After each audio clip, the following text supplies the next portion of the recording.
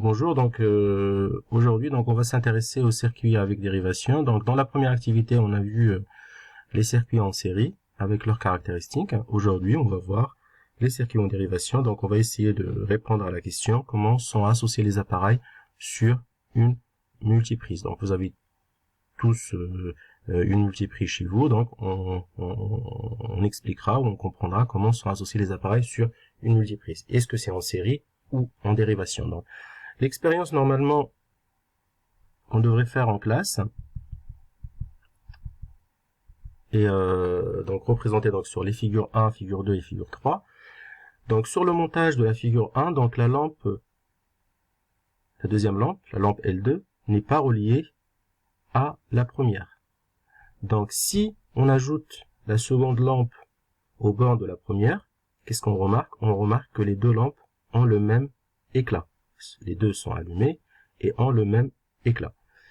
Si on supprime une lampe donc en la divisant, qu'est-ce qu'on remarque? On remarque que la deuxième reste allumée. Donc pour les questions maintenant,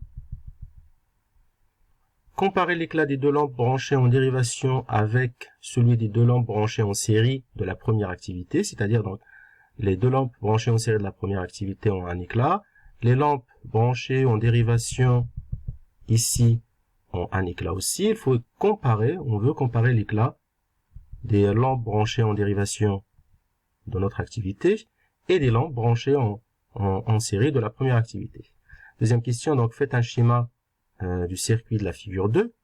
Donc on a déjà fait un exemple de circuit en série dans la première activité. Donc là vous allez schématiser donc le circuit de la figure 2 avec donc le symbole de la pile, de la lampe L1, de la lampe L2, de l'interrupteur.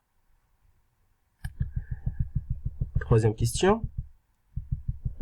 Lorsqu'une lampe est défectueuse, pourquoi l'autre peut-elle toujours être traversée par le courant? C'est-à-dire, donc c'est ce qu'on a vu dans la figure 3.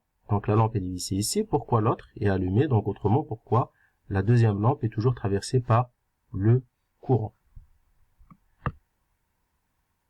Et donc la dernière question, donc la conclusion, comment sont associés les appareils branchés sur une multiprise et en général comment sont branchés les appareils électroménagers à la maison. Et le bilan, on le fera ensemble.